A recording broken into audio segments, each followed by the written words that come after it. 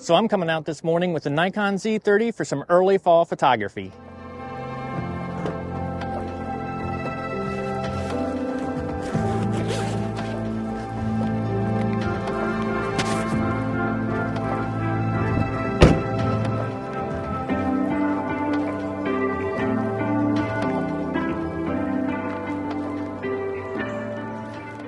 Okay, so I came out here today with the Nikon Z30 to do some early fall photography. And I'm probably really early, but one of my #1 tips for fall photography is get out early. Don't try to time peak, get out, because little pops of color, you can make interesting things happen. With that said, I've been driving around and in my area and I've seen just little pops of color here and there, nothing significant, but I just sort of wanted to get out, scout things out and go from there. Now I did bring along the Nikon Z30 today and we'll dive into why I did that in a little bit.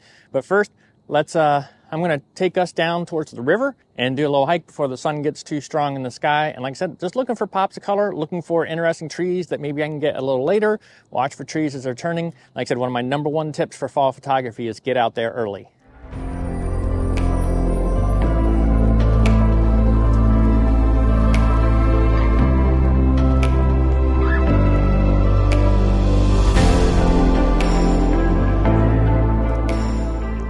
And these are the little pops of color I'm talking about. Like I said, there's a lot of green out here, but here's a tree that's starting to turn yellow from the fall colors, and it's got a dark trunk behind it, so it offers a nice little contrast to the yellow. So just playing around a little bit. Like I said, this is one of the reasons to get out early, because you don't want to miss any of the colors, and you can make things happen with these little small pops of color. So it's good to help practice the eye.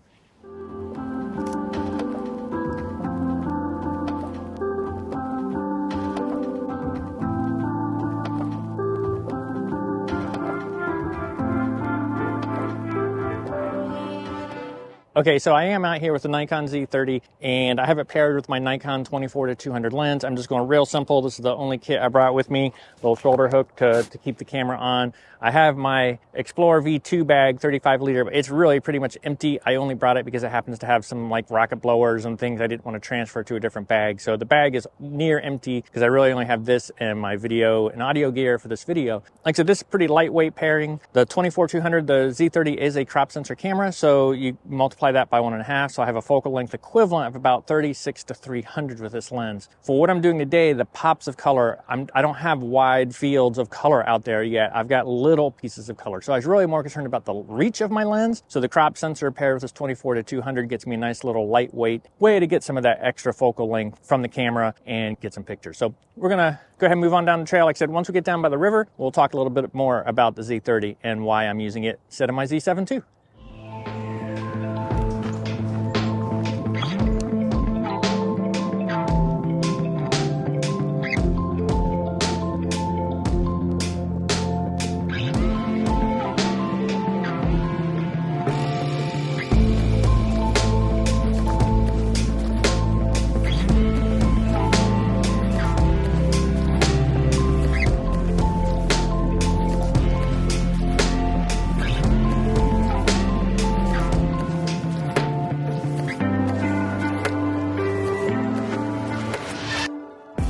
Okay, so you're probably wondering, why did I bring the Z30 out when I have a Nikon Z7 II that I normally shoot with, or maybe one of my Micro Four Thirds? Well, this Z30 is actually what I've been recording most of my YouTube videos with over the past several months. I went with the Z30 over the Sony ZV-1 I was using for my video camera, mainly because it matched the menu system I knew. My lenses matched, I could swap back and forth, and just made it super easy to make video setting changes in the field. But as I started using it a little more, I was like, you know, this could probably also act as a backup camera. Anyone who's watched my videos knows I've carried backup bodies into the field. My Rocky Mountain National Park vlog, I carried a Z7 II and a Z6 II into the field. It's a little heavy, and really the Z6 II, while it came in handy as a second camera to shoot with a different lens, while I was shooting wide, I was able to put the 100-400 on the Z6 II and shoot with it. It's not really a requirement, but I am concerned about what happens if something happens to my main camera when I've traveled somewhere. So here comes the Nikon Z30. My thought was I can use it as a backup landscape photography camera. And while that thought's been in my head, I really haven't taken it out to do much stills work with it. So it's good to get used to camera, make sure it does what you think it's going to do. You don't want to be out there with something you think is a backup and then find out it doesn't work the way you want. So this morning I was practicing what I preach. Get out early, take a look at the fall photography. Don't wait too long, don't try to time peak. Get out there, look for those pops of color. And I thought, you know, this would be a good short little hike to bring the Z30 on, but the 24-200 and see how it works. So that's why I headed out this morning. Came out super lightweight. I've just got the Z30 and the 24-200. Got this handy little clip here. Like I said a little bit ago, my backpack is pretty empty. I sort of have a lens blower in it, a couple little cables for the video equipment. I actually left my charger for the audio batteries and the Forerunner. So nice and lightweight today, despite it looking like I've got a big pack on, it's super light. So the Z30 is geared for the creator. If you go to Nikon site, look at the Nikon Z30, it's like the creator's camera. And that's what it really is for. And this is what I predominantly use it for. Like I said, I've been doing almost all my main YouTube video off of the Z30. And it has no viewfinder at the top, which can be a little bit limiting. I've already found myself once today going like this. Even though I don't really use the viewfinder a whole lot, I tend to shoot off the live view, but I was like this, and obviously it's not there. So that's one thing that's a little different about the Z30. If you want a viewfinder and you're looking for a low-cost crop sensor camera, the Z50 is what you want to look at. The Z50 is pretty much like the Z30, except it has the viewfinder on top. The other piece is it's got the flip screen for the creators, Z30. Super handy for when you're vlogging because I can hold the camera like this. So that's why I use the Z30 these days. It matches my menu systems for the Nikon. Of course, flip screen can also come in handy when you're doing stills because you can flip it like this, do your portrait orientations, get down low, and still be able to see what you're doing. So it's pretty cool for that. As far as when it comes to a stills camera, I've noted before, this is a crop sensor camera. That really isn't a huge deal to me. I know a lot of people make a big deal about full frame versus crop sensor. I'm not too concerned about that generally, so that's not really a limiting factor. I just have to do the mental math about the focal length equivalent of the lenses I normally put on. For example, the 24-200 being more like a 36-300 right now instead of what it would be on my Z7 II. Actually works out to my advantage today. And finally, this is about a 20 megapixel camera. Not the highest resolution. I think I always forget the Z7 II was like 46, 47 megapixels. So, you know, my main camera is about double this. But for getting out, and if I'm in a situation where this is a backup camera, I'm really not concerned. Where I would adjust my shooting is I would assume I can't crop very much. With my Z7 II, I can pull back just a little bit wider on the framing of things, and I can crop in later because I have plenty of megapixels to do that. With the Z30, if I was using it because my Z7 II died, or this is the only camera like today, then I'm going to try to get my crops a little better in camera so I don't have to do it in post since I'm only working with 20 megapixels. I don't see that as a huge deal. Anyone on SWAT's channel knows I also shoot micro four thirds. So not having those extra megapixels is not a huge deal to me. It's nice to have. I appreciate it shooting with the Z7 II, but not a requirement.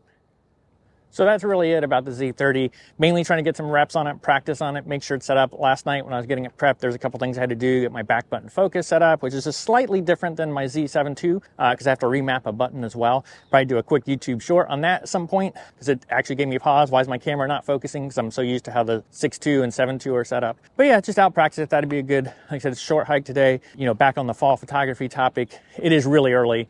I've only seen little pops of color. I have seen some around here, though. I'm now down by the river. There was much more color up on the ridge, little pops of color. So down here, things are still very, very green. You can't really tell it's fall at all, actually. But with that said, I'm going to continue this little hike. There is one cool tree that I photographed back in the spring when I was working on I want to say it was one of my Micro Four Thirds G9 video.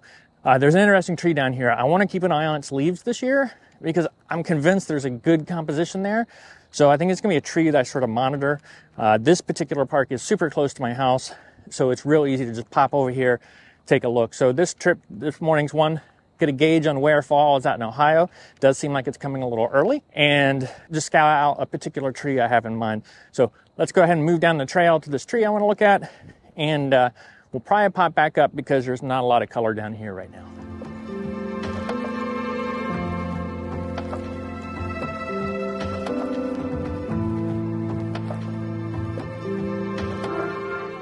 Okay, so I made it to the tree I wanted to check out. Like I said, I photographed this this spring with the G9, and I'll put a picture here somewhere.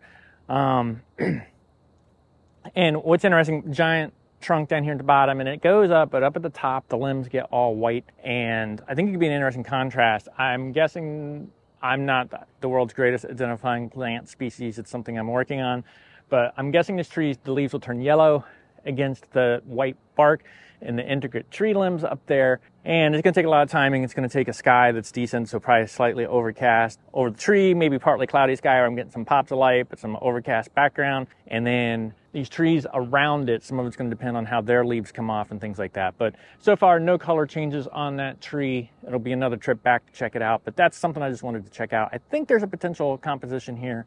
It's a little tricky. Several elements have to line up, but that's why I'm getting out early, just to sort of see where we're at with fall color, what things look like around it, and just get that thought placed in my head. So I'm going to cruise down the trail. I got one more spot down by the river I want to check. There's a big tree that comes over. I got a good picture of it last year. Just sort of want to see what state it's in. It was pretty magnificent last year, I thought. Again, I'll share that picture somewhere around here. And let's take a look at that. And we'll probably hike out. Like I said, today was just a very quick scouting mission just to see what's going on. Like I said, I think fall colors are coming pretty quickly to Ohio. And like I said, it's really important. You know, one of my chief rules of advice with fall photography is don't go out only once or twice trying to time peak. I've missed peak before, and it can be disappointing because there's so many opportunities for fall photography leading up to peak, just because it only takes a pop of color and a little bit of a telephoto lens, and you can make some cool stuff happen. So let's kick on down the trail and go from there.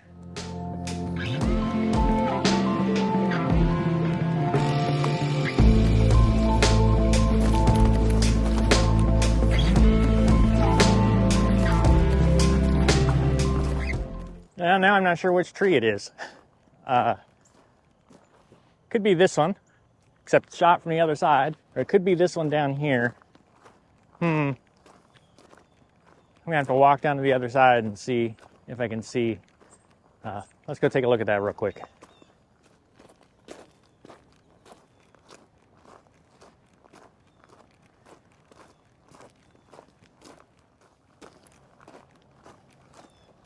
Okay, I'm unsure if this is it. I don't think so. I think it's the one down here around the corner. Either way, I took my own advice, used guide, GPS, dropped the pen back there, and then I'll go back home, take a look at my pictures, and figure it out. Let me grab you. Okay, so yeah, not sure if that was it or not. Dropped the pen. I'm going to walk down here. I'm going to drop a pen for this one down here. Then when I get back home, I'll take a look at the pictures and see which one. I think it was this one, but I seem to have thought it came down more, but it was a very foggy morning when I took that picture. So the scene looks completely different this morning with no fog. But anyways, drop a GPS pen down here, and then we're going to head back up to the top and may wrap it up. We'll see if there's some color that catches my eye or not.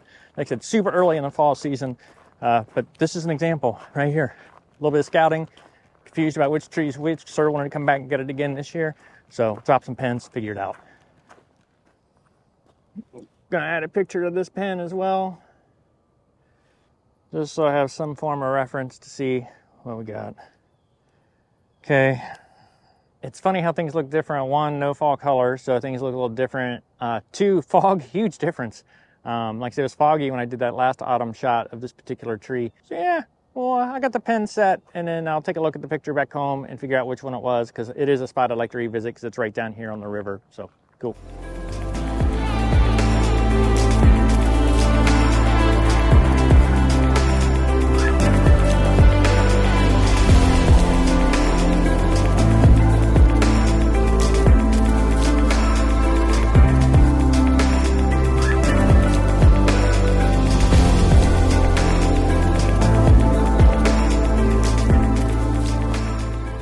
So that wraps up today's video. The light's starting to change up here. There's not quite enough color. Like I said, I really came out really early. I think I'm super excited for fall to start. So I was practicing what I say, which is, you know, get out early, don't miss peak. You know, all it takes is a few pops of color. And there were some out there. I did take a couple photos. You know, we'll be sharing them in the video. But I really had two main purposes. Get out early, see what the status of the fall colors were, because I don't want to miss peak. It does look like fall is coming a little early in Ohio at this particular moment. And two, get a little bit of time on the Z30 and just see how it works. Like I said, I've been counting on it as a backup camera on several of my trips, but I really hadn't done a lot of stills with it. I've been doing all video. So I did want to get a little bit of time with it with some stills. Got a few pictures taken with it. Got some settings configured. We'll take a look at the pictures. I'll adjust some things. I figured my next scouting trip or two will probably be done with the Z30 because it's still a little early for fall. So, but I'll get some more time in on this camera, and probably with the 24 to 200, it seemed to work out well. But just get a little more time. That way, when I am on a trip, if I do have to use this for a backup, I'm confident that it's going to work, do what I need to do, and I won't miss any shots. So that's it. That's this video. Hopefully you enjoyed following along. And if you did, be sure to hit that like button. And if you see future landscape photography content from me, including tips, tricks, behind the scenes, mini gear reviews, be sure to hit that subscribe button. And thank you for watching.